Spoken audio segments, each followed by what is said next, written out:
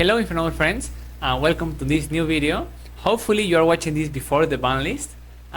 So I just wanted to share another case of a successful player that got some really nice results with Infernoble. So in this case, we are talking about a guy that won locals twice. Yeah, so if you won once, could be luck, could be your skill, but if you're winning like consistently, that's because you're not only piloting like super well, but you're also playing a good deck. And of course, I'm talking about Infernoble. I mean, you know the channel. Okay, so please introduce yourself to the people out here. Okay. Hello guys. I'm Ryan. I'm playing Infernoble since like the ban of Linkross. I Nice. came back to Gianfranco's channel some time ago because I wanted to get like better at the deck and the training and all the help that I got actually helped me, and I got some nice results. So I'm here to share my experience about the deck with all of you. Okay, great, man. So yeah, for those who don't know, yeah, I actually helped you with the coaching, and I think it was like really good because of the outcome that you got. Like you won winning locals twice, and who knows, maybe at the time that we are showing this to the public, you would already have like a third local wins, maybe. Okay, so without much more to say, please share us your knowledge. Would you want to start with the matchups or maybe with the deck profile? I think you have the matchups over there. Yeah, I have the matchup. So on the first locals, I won against Flunder, then Branded, Red Raptor, and Pure Snake Eye for the final. Nice.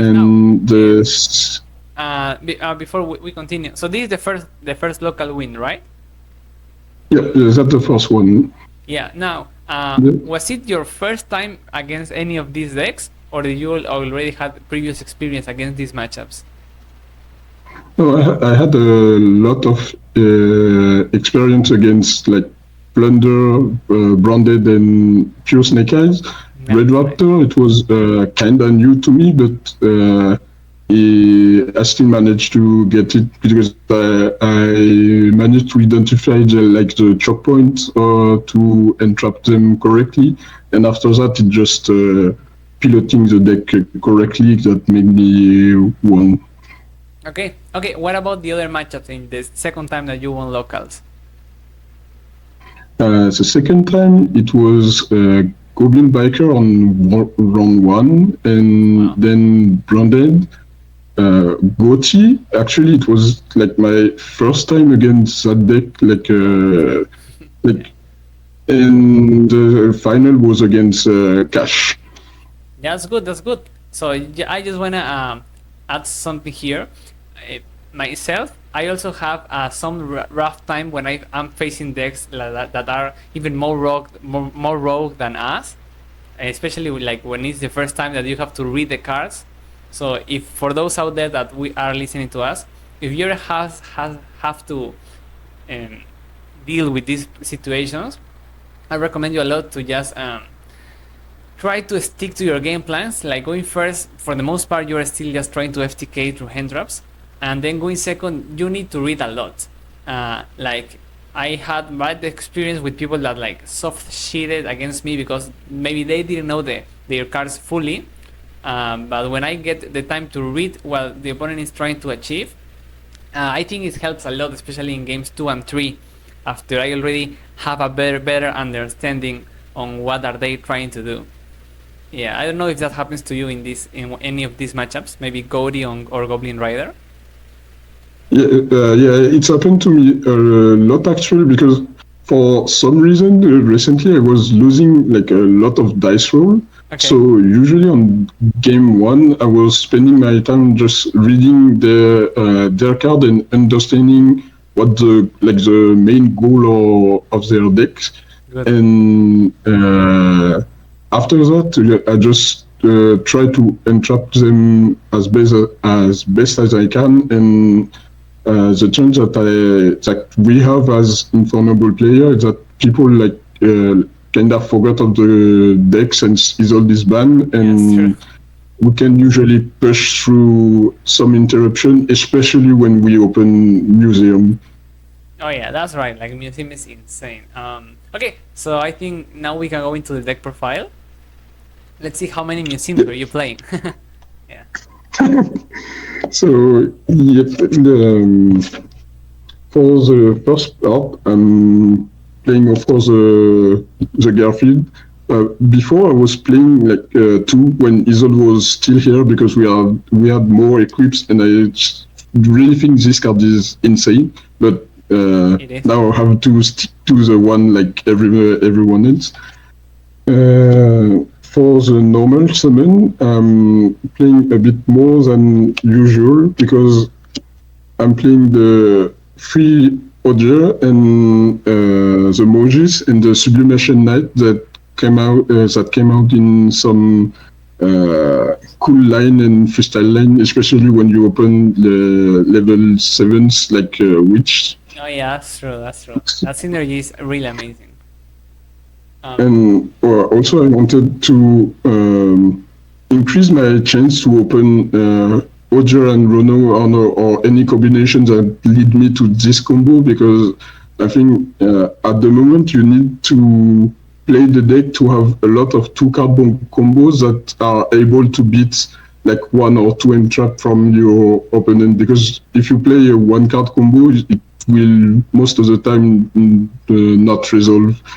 Yeah. And it's much harder to entrap OJ Rono instead of just normal summon like a Battling Boxer, for example. Or the Snake Eye Ash. I mean, yeah, you have a point. Yeah. Like when you get hand wrapped, the one card combos don't really matter that much because at the end of the day, you need extra cards to keep pushing. So yeah, I think the trio gear it's a solid approach, but of course you need to deck build around it. So for example, when you are Yeah. saying trio gears, I assume that you will not have like a lot more of normal summons. Maybe you won't have stuff like the uppercutter. But let's see, let's see. Yeah. For the rest, it's pretty standard, except maybe this, because I'm playing also two Renault, because as I said, I want to open the OJ Renault combo.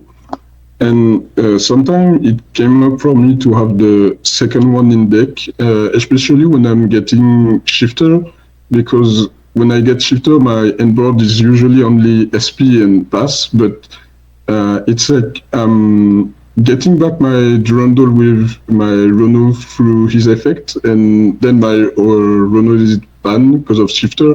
But Yeah. if I don't die, I'm able to combo again because I have a second Renault in deck. Okay, so it's for utility. So then you don't want to put Yeah. a third Renault. No, I don't think. I think I have other better card to put into in the deck than the third Renault, but I still think that this card is insane because it's an extender that don't start chain and give us free to their own game on board. Yeah, the fact that he's inherent like comes up a lot. I think when you're like trying to face stuff like Fenrir or SP that they could trigger and banish something, they won't trigger with the Renault. Yeah, I agree. That's cool. And also it's common to have level 1 because I'm playing Linkuribu in the side, so to force stuff and make me able to go into dark or an aggressive SP to force interruption and then play after. Yeah. I must clarify that I think that's super good going second. Like the fact that we can have fire monsters into Hira or dark monsters into dark, thanks of the Linkuribo and our engine having like 3 main level 1 guys, you know, Oliver, Ricardero, Renault. Yeah, I think that's super good to break boards. Okay, what else do you have? What is the overall is pretty standard. Yeah, of It's course. like the short spear, the free heritage, one rota. For my equips, I'm playing 4 of them because for my experience, I'm feel more comfortable having three equips in my deck because sometimes, especially when I'm trying to break board, I use several equipment, and if for some reason I'm not able to get access to Mojis to shuffle them back, they are like stuck in my banish or my graveyard. So even if I have a live museum on field, Yeah. he's just dead because I have no more equips in the deck. So that's why I like the four equip ratio, and I could have played like three Durandal and only one and the one Almes, but I think Joyce come up in a lot of my freestyle line, and that's why I really like this equip, especially when I'm doing some combos with I foolish like my girlfriend or something important in my grave, and I'm able to pick it from graveyard with Joyce instead of using my Renaud or Well, man. anything else. Yeah, I mean, And sometimes also the summon from end effect kinda come up also. oh yeah, that's true. That's true. I think, of course, when people don't play Joy, they have to do it in a different way. Like sometimes, oh, you wanna summon something from hand without Joy. The only way is Ricardero, and sometimes we can do it easily. Sometimes it's hard because we want to revive or Ricardero. Same with the recover. Like Almaze can recover, Yeah. and that's true. But sometimes we wanna do it without an extra summon. Like especially in the lines where Angelica is third summon, Roland is fourth, and then we wanna put the Gearfried before losing to Nip. So I see that there are lines where Joy helps. Uh, I don't I don't think the deck is unplayable without Joy, but I see when you play it, you have benefits. Of course, downside of drawing it when it's not the best draw, but benefits of just having it there when you need it in your lines. Yeah. Yeah, I really think for me it's like usually that give me, especially when I open multiple museum or stuff like that, that save me some brain power knowing that I have an easy way to get. I have two ways to get stuff from my graveyard, like with these two equips, and I can just use this one to search the monsters that I need to like break the board. So you just said something really important. I think we don't talk about this that much. The topic of saving brain power. At the end, it for me it translates into saving time. So would you say that thanks to Yeah. you can save time and maybe combo faster your turns? Yeah, for sure. Because since I know I have an easy way to accomplish something through having Joyce in my deck, I can just combo like without worrying of over external factors that can make me like miss my combo or play poorly or anything. And I think on long tournament like the WSQs and other thing, being having like a fresh brain is ready to combo all the at any point is really important. Oh yeah, especially when we try to break boards. Yeah, I think we Yeah. need a lot of brain power for those scenarios. Okay, so yeah, for those out there that are not sure about playing Joy, keep in mind that one of the benefits outside of the card text of the two effects of Joy, it is the fact that it could save brain power. At the end of the day, if you combo fast enough so you never go into time, I think that's really important. I think this type of deck you never want to go into time because Museum pay 12 is super important for the strategy. You don't want to lose because you cannot do it. So yeah, if you have troubles playing faster, maybe Joy is the solution you need for those players out there that maybe are playing slow or are getting tired too quickly. And I can see myself in that scenario. Like sometimes I am making misplays just because of being tired. So okay, yeah, that's a cool benefit that some people just don't talk about enough. Yep. Yeah, so Then let's keep going. for the rest, I'm playing like three museum. So at start I was playing only two because I was afraid of like droll and Uh, Also, I thought that since it's a card that I can search, and I'm trying to search every time in my first turn, I thought that playing two was enough. But actually, after the coaching and you told me and like play testing more. Sorry, I get it that this card is just too broken, especially when you try to break boards. That may be the card that makes you win or lose when you go second. And Yeah. now I'm not gonna lie that I'm if I have heritage in my hand and I'm going second, I'm always trying to get this card in rotation because you can force stuff with your link plays, and after you force all the interruption, you can like combo like it was your first turn because you know Win first. everything is gone. Yeah, and you can lock yourself into warrior at this moment and just freestyle and get to where you want to go. Yeah, I think a museum. Yeah, it's an insane card. When I tell people to just play, please run three, it's because that's true. If we get rolled too often, the museum looks like a less good card. But if you open a hand decent enough to combo, then even under draw, museum accomplish something. I'm talking about when you start your turn by museum search something, and then the second effect is live, the attack bonus is gonna be live, the whatever equip you use searches is live at some point. Even the Durendal is gonna be a revival. So yeah, I think that museum can help even under the roll. Of course, that means that terraforming is a different topic because it's a museum that yeah we don't like getting hit with roll on terraforming. But Yeah. yeah, a museum is great in a lot of scenarios. A lot. So Yeah. then after all the Infernoble like card, playing the Witch engine. So for this engine, at the moment, I'm playing 3 and 2. I tried Okay. to play the third one, and I'm still at the moment. I'm not sure if 2 or 3 is like what is the correct number because I keep putting the third in my deck and then put it out and in again. Like a But love hate the relationship. yeah, because when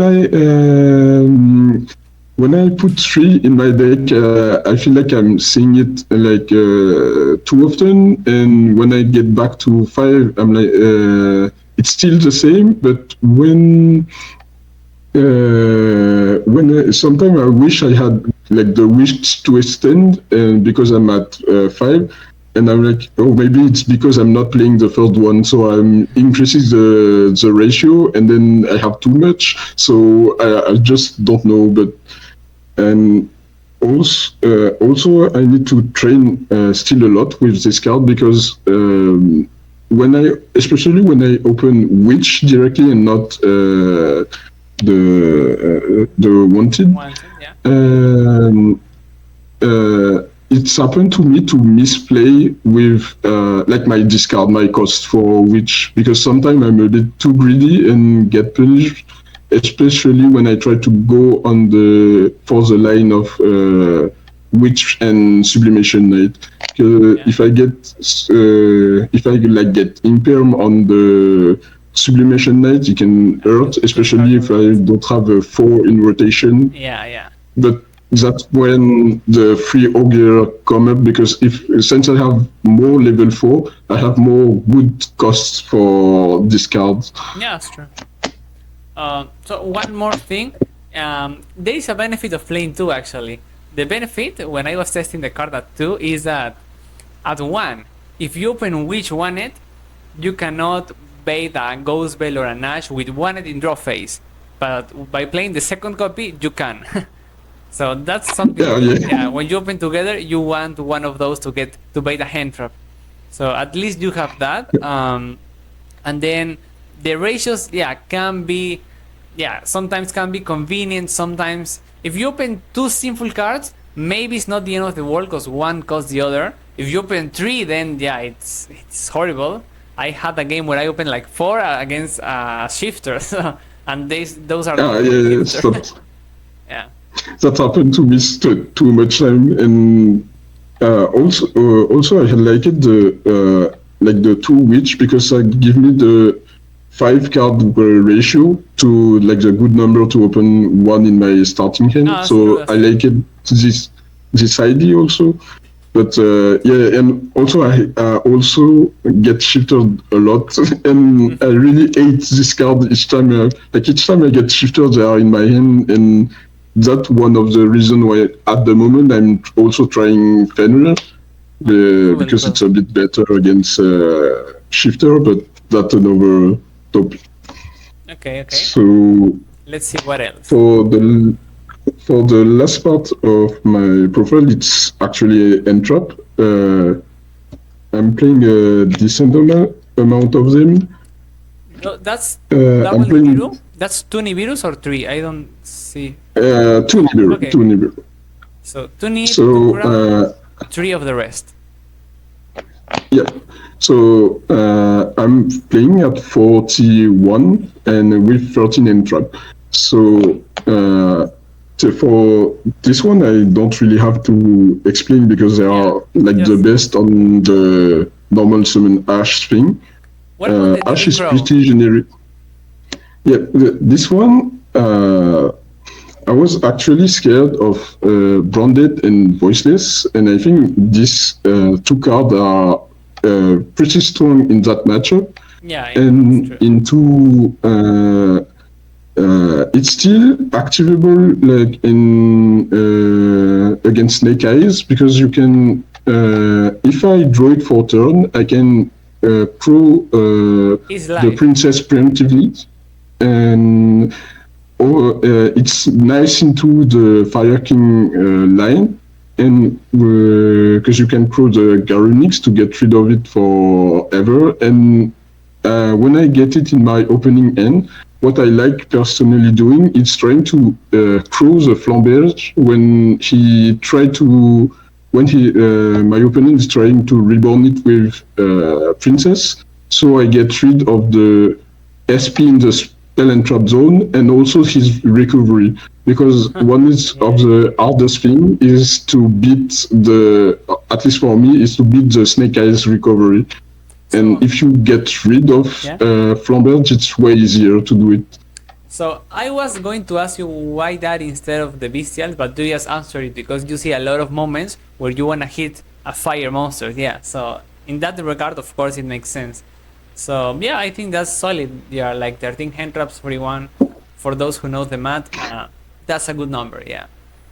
That's And like the whole deck, or is there more engine or more cards in the math? no, it's a old deck. Maybe people could ask why only two Nib also.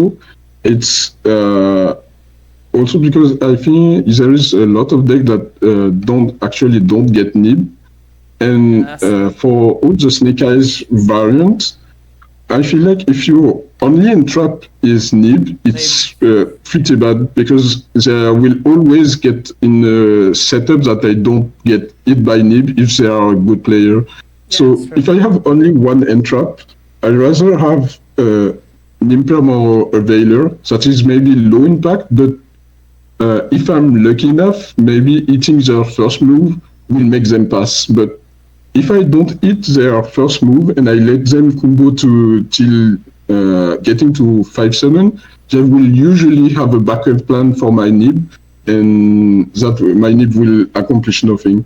Yeah, that's true. Divine So that's Gaze why is it's a pain in the ass. Yeah. yeah.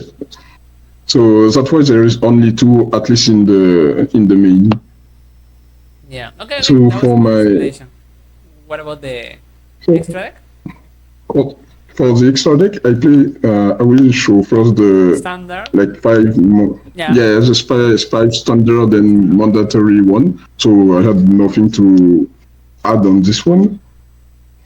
And then I will show the 5 cards that I consider like flex spots, like the fire, the warrior extra deck flex spots. So Okay. I have this 5. Flex So spots. Ooh, second Charles. That's yeah, crazy.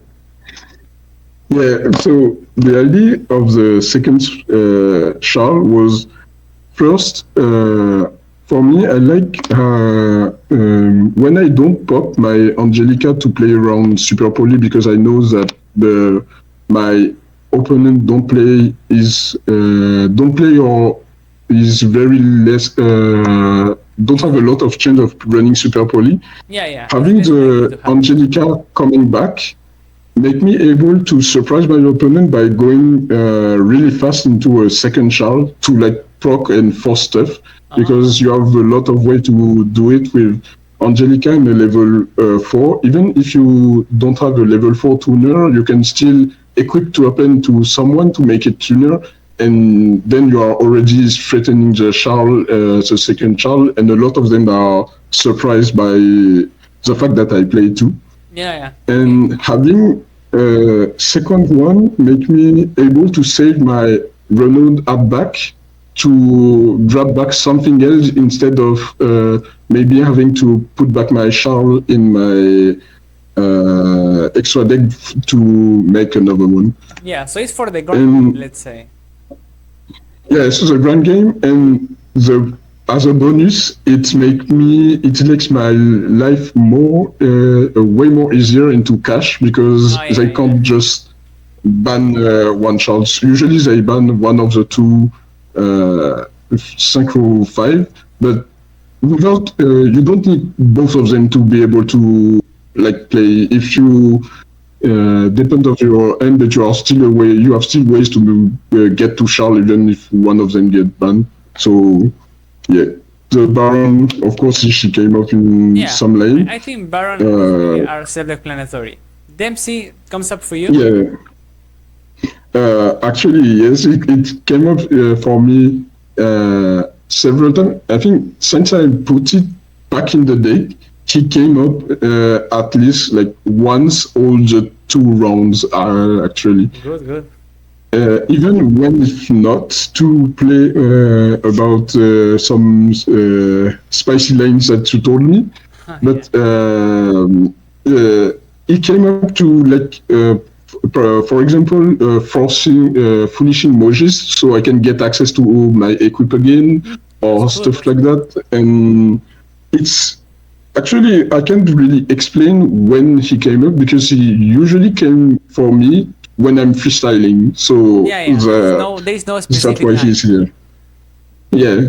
So yeah, SP is mandatory, and this one, I personally call him Joey because it's like the anime thing. But Yeah. for me, he come up a lot when I need the warrior link to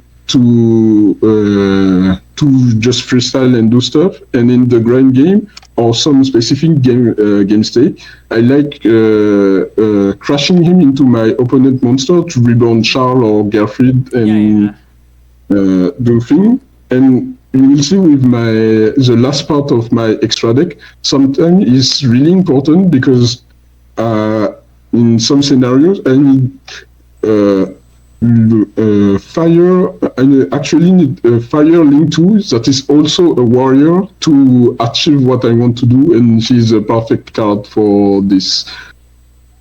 Okay, Uh, okay, okay. I see, I see. Probably so has something to do with the Promethean, maybe. With the luck. yeah, exactly. Yeah, it makes sense. Because Mhm. you will see the 5 last free spot that I played in the extra deck are these 5. So since I'm playing, like you said, sometimes I am locked into fire because of princess, and I'm also locked into warrior because I used some Yeah, Infernoble Missing, effects earlier, Recupero, yeah. and so yeah, I need to put her back in grave, and that's when he come up to get in grave.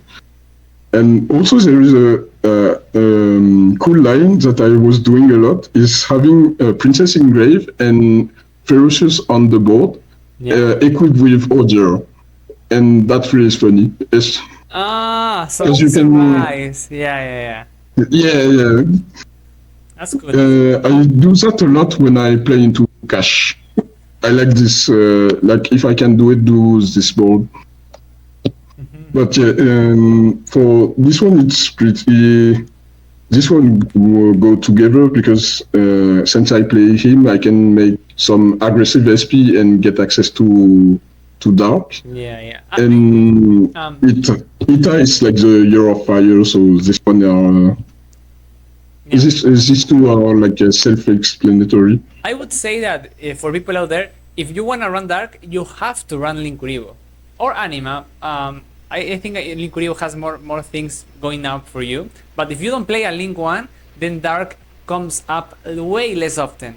I don't know if you agree. Like, Yeah, would you play the Dark without the Linkuribo? no, I wouldn't because your only dark would be, and that's not enough. I need to have access to a dark every time I'm playing, and having our if we have a link one, level one monster, we have access to a dark. Yeah. So with that we can link climb and force stuff. Because these cards are usually the card that I use to threaten my opponent before I actually start going into my Infernoble play. Because when you use the Charmer, she never know if you gonna go into an SP or maybe into a unicorn and access, or maybe you will go into this. And there is a lot of scary thing. And And what for about this Typhon? card, How is it performing for you? for me, it performed decently because that happened to me a lot of time when I'm able like to break half of the board, but not everything. And if I'm not warrior locked, I can summon him and get a turn. And since we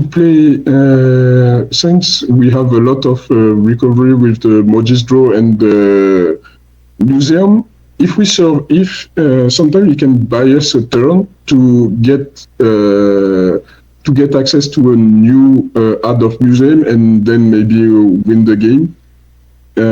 He came up a lot into branded specifically for me, but since he came up in some like weird situation where you think usually you would have already lose, but since you summon him, you get a turn and maybe you can win. And also into an since it's an entrap like an entrap meta, usually people would go I will entrap them twice, and then we'll try to play, and they will usually go into like Linkuribo and SP and stuff. So when I play, I get disrupt.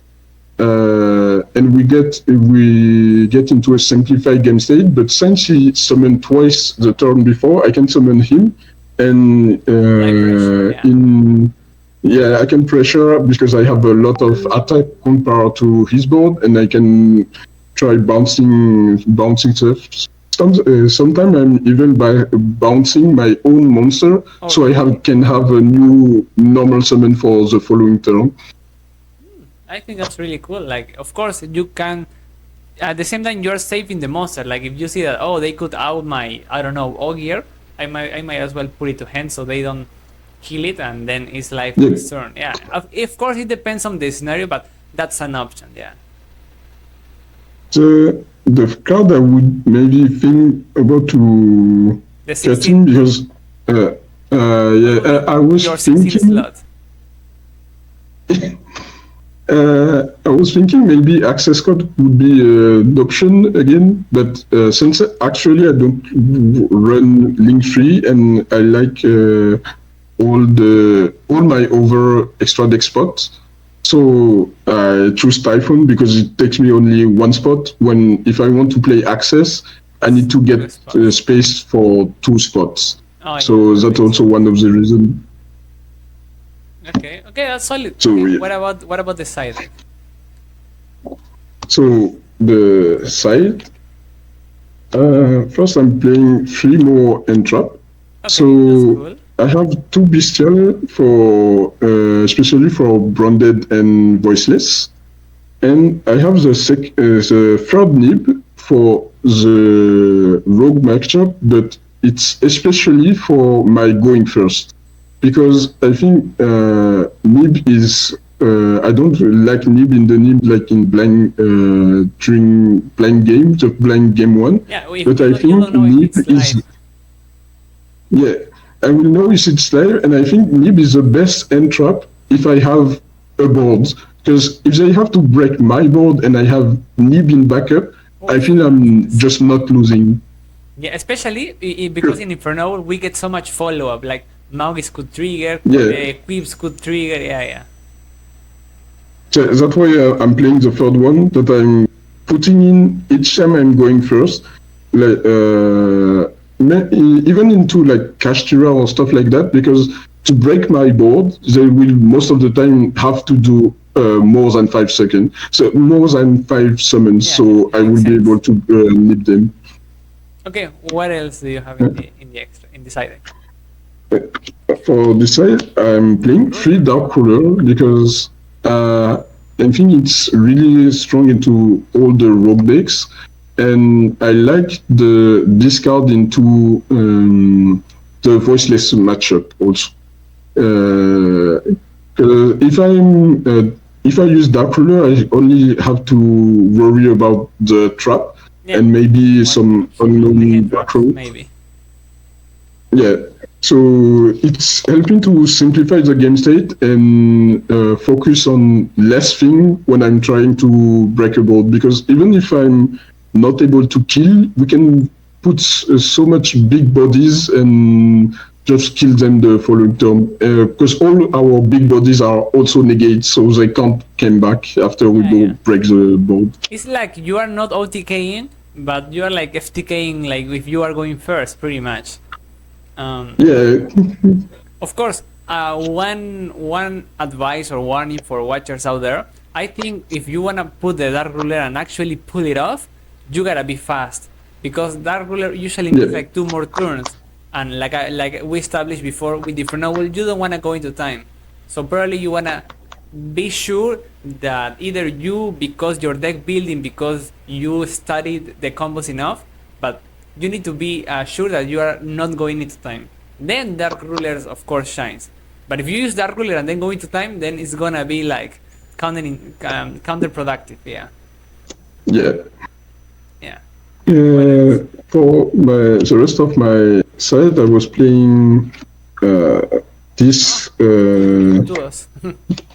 Yeah, actually, I was playing free evenly at some point, and but I had to make space in my side to like storm because it's at two, of course. And Yeah. I like it the cosmic because it's also a card that came in my deck when I'm going first in my siding pattern. And Evenly is here especially for all the rogue matchup and the matchups that play shifters. Usually I will get shifter, I won't be able to play, but if I can evenly them, I can get rid of some of their follow-ups, like for cash, for example, one of my biggest problem is dealing with birth because it just happened to combo under like Fenrir and birth. Even Yeah. into matchup like purely, I like putting this in because even if I don't get rid of the noir directly, I can get rid of the follow-up, and since Noir will go back to the extra deck if they don't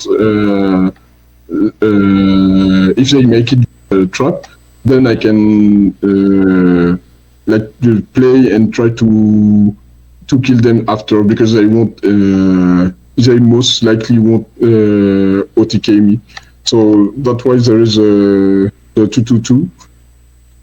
It works fine for me, and since my you will see that in my card choice, I'm considering a lot like all the rogue matchup because I think I want to top. If I want to top, I need to be sure to don't lose in the early round and to Okay. Yeah. the weird, quote unquote, weird matchup, so I can then start to play against all the meta decks and everything. And for now it's kind of work for me because I won several local, but usually I was when I'm not winning local, I was usually going like X1, so it was still pretty good. Most of the time when I was losing, because I was losing to shifter decks, so Shifters yeah. are a really big problem. Yeah. Okay. Is there any other card inside deck? Yeah, the first last card, it's armor 3 going first card. Angel So Ring Engine, of course. So that's yeah, interesting. Let me tell you, most people only choose to play either the Roland or Bradamante. Please tell us why. What's the reason behind playing both? so I wanted to add the three of them because when I'm going first, there is a lot of matchup when I'm siding out Imperm because it's a bad draw from Roland when I draw in the end phase or during my opponent turn.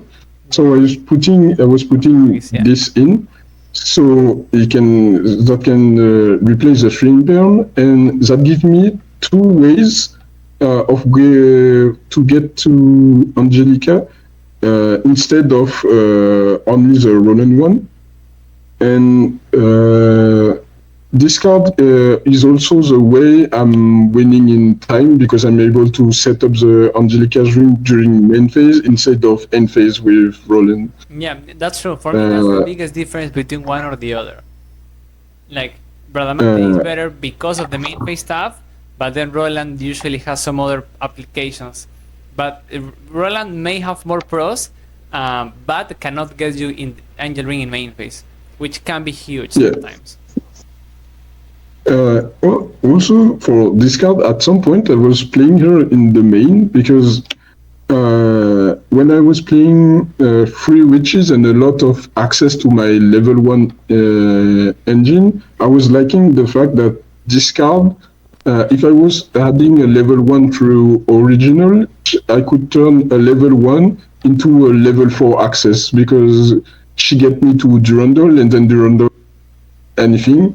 So I liked this idea.